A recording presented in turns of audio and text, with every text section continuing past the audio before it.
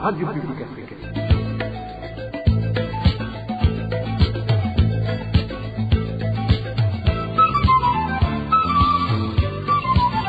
Radio Publique Africaine.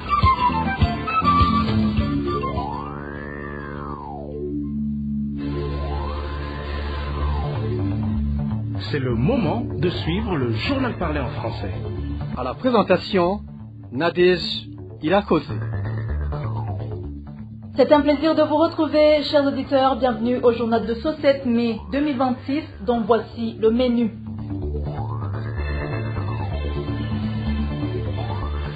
Le marché de Kinama a pris feu ce jeudi matin. Les commerçants ont enregistré des pertes, étant donné que les véhicules anti-incendie ont intervenu tardivement.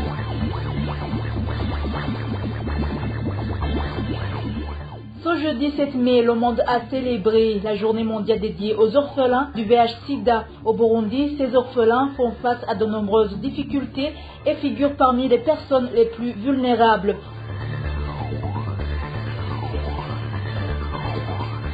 Le président sud-africain devrait prendre les devants pour mettre fin aux actes de persécution visant les étrangers vivant dans son pays. La communauté de développement de l'Afrique australe, SADC, et l'Union africaine devraient aussi agir pour stopper ces violences xénophobes en Afrique du Sud.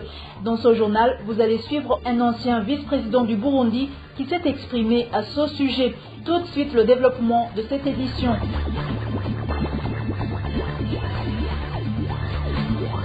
Bonsoir, débutons ce journal par la page sécurité. Le marché du quartier Luyigi, zone Kinama, en commune Nahangwa, province de Bujumbura, s'est réveillé en flammes ce jeudi matin.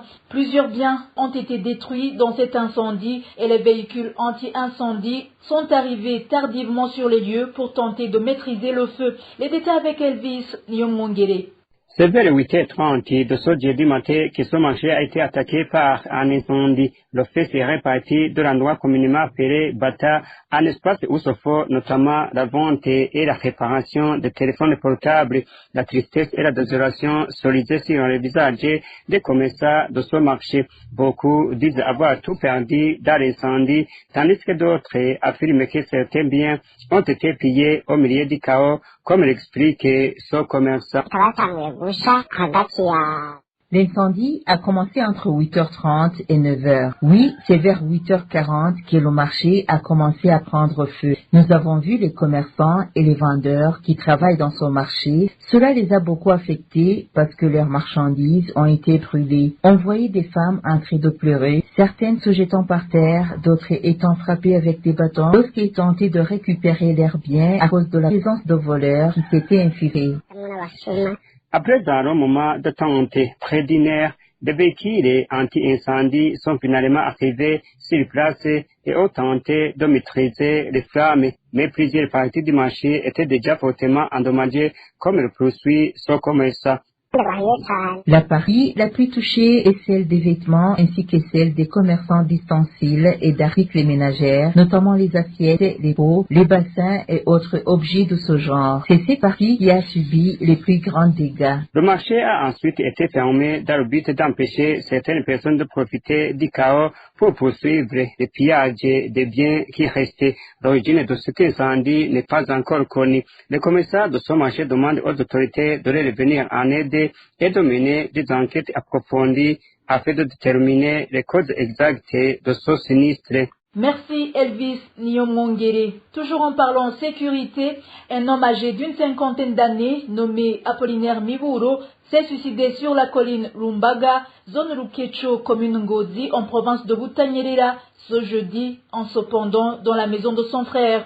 Selon nos sources dans la zone Rukecho, Apollinaire Miburo a mis fin à ses jours suite aux conflits familiaux persistants. Son épouse, Gertrude, qui est responsable des notables de la colline Lumbaga, ainsi que leur fils, le maltraitait régulièrement, allant parfois jusqu'à le faire dormir dehors. Les mêmes sources indiquent également qu'Apollinaire Miburo avait déjà quitté son domicile pour aller vivre à Gihanga, dans la province de Bujumbura. Conseillé par ses voisins, il avait porté plainte auprès de la police. Alors que les personnes concernées étaient attendues aujourd'hui à la police, ils ont constaté son absence. En partant à sa recherche, on a finalement découvert son corps pendu.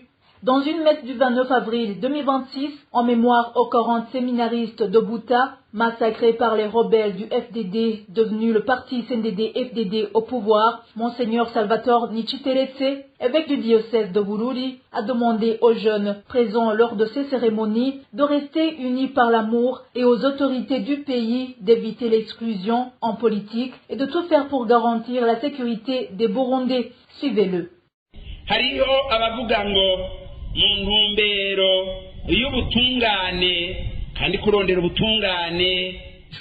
Il y a certains gens qui disent que dans la recherche de la paix, ceux qui ont perdu les leurs devaient être indemnisés.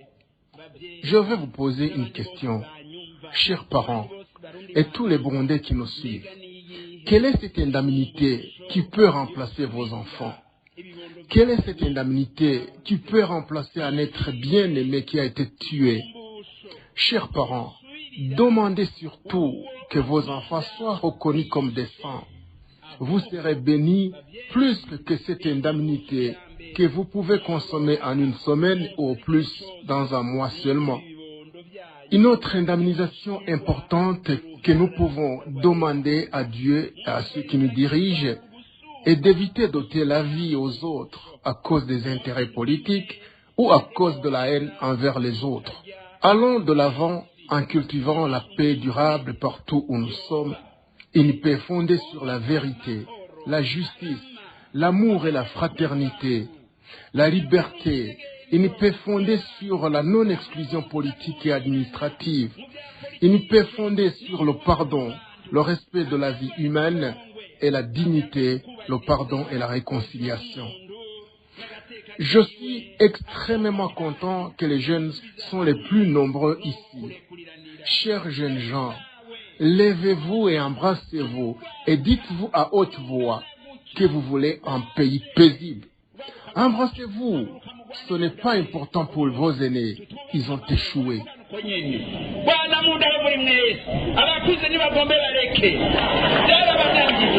Le président sud-africain Cyril Ramaphosa devrait prendre les devants pour mettre fin aux actes de persécution et de violence visant les étrangers vivant dans son pays afin de se démarquer des injustices autrefois infligées aux Sud-Africains noirs sous le régime de l'apartheid. C'est ce qu'affirme Frédéric Bamboudi-Nyumvira, ancien vice-président du Burundi, suite aux actes d'expulsion des ressortissants étrangers, principalement africains, vivant en Afrique du Sud, ainsi que par des pillages de leurs biens. Suivez plutôt Frédéric Bamboudi-Nyumvira, ancien vice-président du Burundi.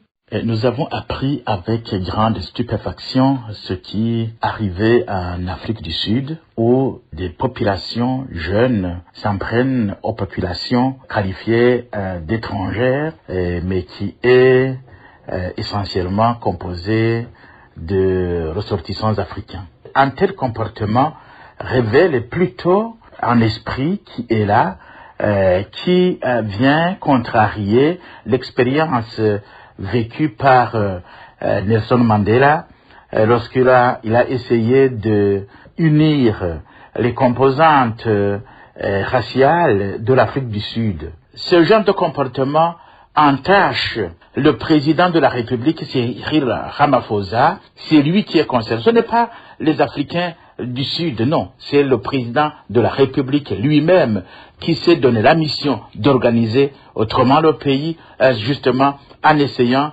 de suivre les pas de Mandela. Frédéric Bamboudi-Nyumvira appelle également les pays membres de la communauté de développement de l'Afrique australe, SADC, ainsi que l'Union africaine, à organiser une réunion d'urgence afin de stopper ces violences qui secouent actuellement l'Afrique du Sud avant que la situation ne dégénère davantage. Encore une fois, Frédéric Bamboudi-Nyumvira. Je crois que le président de la République devrait urgemment convoquer la réunion de la SADC ou demander sa convocation s'il n'en est pas le président, pour étudier de fond en comble une telle situation pour qu'elle ne puisse pas continuer à faire tache d'huile en Afrique australe.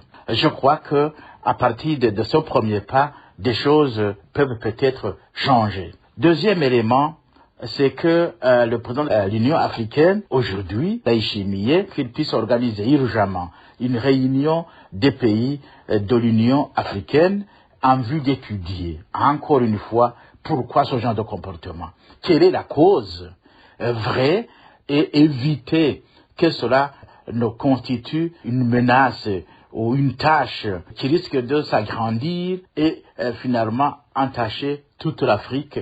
C'était Frédéric Bamvuginyumvira, ancien vice-président du Burundi. Passons à la page santé. Le monde a célébré ce jeudi 7 mai la journée mondiale des orphelins du VIH-Sida. Au Burundi, les enfants rendus orphelins par le VIH-Sida continuent de faire face à de nombreuses difficultés telles que la pauvreté, l'abandon scolaire ou encore la spoliation des biens laissés par leurs parents. Différentes associations engagées dans la lutte contre le sida indiquent que ces orphelins comptent parmi les personnes les plus vulnérables. Le point avec Dani Claire, Ilatkumba. La journée mondiale des orphelins du sida est célébrée chaque année le 7 mai pour le plaidoyer et la sensibilisation en faveur des enfants rendus orphelins par le VIH-Sida. Selon nos sources, le premier secours aux enfants orphelins est normalement apporté par la famille élargie, mais au Burundi, cette prise en charge reste difficile, surtout que la plupart des ménages sont déjà confrontés à la pauvreté et peinent à subvenir aux besoins fondamentaux de leurs propres enfants. Les orphelins du sida font également face à l'abandon scolaire, causé notamment par le manque de matériel et de frais scolaires. Nos sources précisent que ce sont souvent les premiers-nés de ces familles qui abandonnent l'école afin de laisser leurs jeunes frères poursuivre les études. Autre défi dénoncé, la persécution des enfants orphelins du sida par certains membres de leur famille ou voisins dans l'intention d'usurper les biens laissés par leurs parents. Une réalité qui persiste au Burundi. Le collectif des associations des personnes infectées et affectées par le VIH-Sida, CAPES+,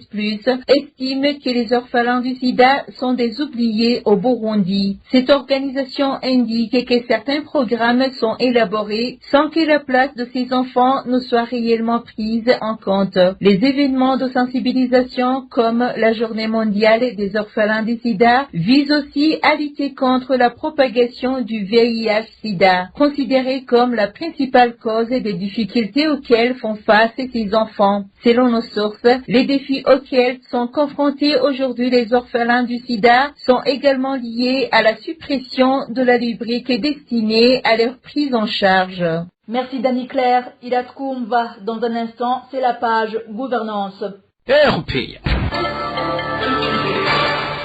Le ministre de l'Intérieur, de la Sécurité et du Développement communautaire a rassuré mardi dernier les fonctionnaires affectés à de nouvelles zones, mais n'ayant pas encore perçu leur salaire, qui le recevront prochainement. Répondant aux questions des députés dans la province de Gitega, le ministre Léonidas Ndaruzaniye a indiqué qu'une équipe se penchait sur la question. Le ministre a également fait savoir que la confection des nouvelles cartes d'identité modernes serait achevée dans les prochains jours. Écoutons le ministre Léonidas Ndaruzaniye. Umuntu wese mu kazi arimo bari bavuye mu bwigisha basigama bidum.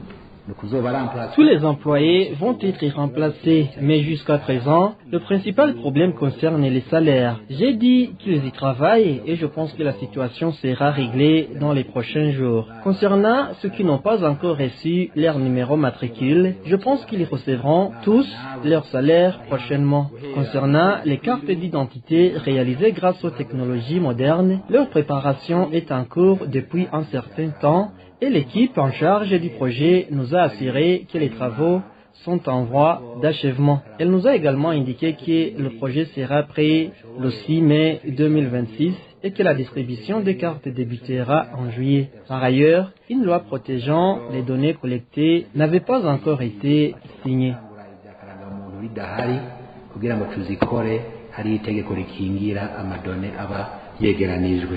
La problématique liée à la prolifération des boissons alcoolisées fortement dosées qui continuent de porter atteinte à la santé des consommateurs est reconnue par l'Assemblée nationale du Burundi. Le président de cette institution, Gelaz Ndabirabe, met en cause le Bureau burundais de normalisation, BBN, qui l'accuse de porter une lourde responsabilité dans cette situation en raison de défaillances dans l'exécution de sa mission de contrôle de la qualité. Au niveau du BBN, l'on indique que c'est presque impossible de remplir correctement leur mission si l'État ne leur donne pas le matériel adéquat dont ils ont besoin. Plus de détails avec David Claude Mbananayo. Depuis un certain temps, on observe dans plusieurs régions du pays une prolifération de boissons fortement alcoolisées consommées par la population avec des conséquences graves sur leur santé. Face à cette situation préoccupante, l'Assemblée nationale du Burundi se dit profondément alarmée de voir ces produits continuer à circuler alors même qu'il existe des institutions étatiques chargées de protéger les citoyens contre ce type de boissons dangereuses. C'est ce qu'a déclaré le président de l'Assemblée nationale, Daniel Gelas Ndabirabe, c'était le 10 avril de cette année. De nombreux hommes sombrent progressivement dans une dégradation inquiétante de leur comportement et de leur état de santé, au point qu'ils deviennent parfois méconnaissables. En tant que citoyens, ils voient leurs conditions physiques et sociales gravement affectées par la consommation de ces produits. Face à cette situation alarmante, des interrogations majeures émergées au sein du Parlement. Que deviendra la population si ces boissons continuent de provoquer des décès? Le président de l'Assemblée nationale accuse le Bureau burundais de normalisation et de contrôle de la qualité de ne pas assumer pleinement ses responsabilités. Selon lui, cette défaillance favorise la persistance de ces boissons nocives sur le marché au détriment de la santé des citoyens. Cette situation s'apparente à une forme de défaillance grave, voire de défi à l'autorité publique. En effet, il s'agit d'un problème entier et persistant. Les constats sur le terrain révèlent que ces boissons continuent de causer des ravages entrant sur le territoire sans faire l'objet d'un contrôle rigoureux, notamment en lien avec les responsables du BBN. Par ailleurs, certains acteurs, soucieux de préserver leurs intérêts, semblent fermer les yeux et s'abstenir d'agir malgré la gravité et la durée de cette crise. Nombreuses réunions ont pourtant été organisées avec la participation de plusieurs ministres et les responsables concernés. Des décisions ont été prises et des engagements ont été formulés. Toutefois, il est surprenant de constater qu'après plus de 3 ans, une collaboration efficace entre les différents partis prenantes peine toujours à se concrétiser.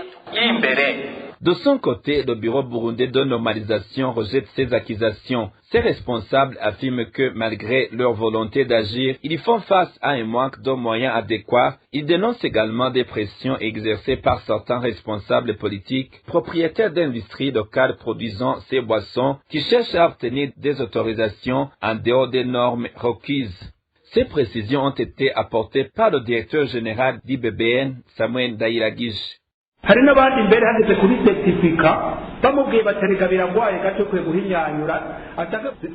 arrive que certaines personnes, après avoir été informées qu'elles ne remplissent pas les conditions requises pour obtenir un certificat, insistent en disant, je cite, « Facilitez-nous les choses afin que nous puissions l'obtenir ».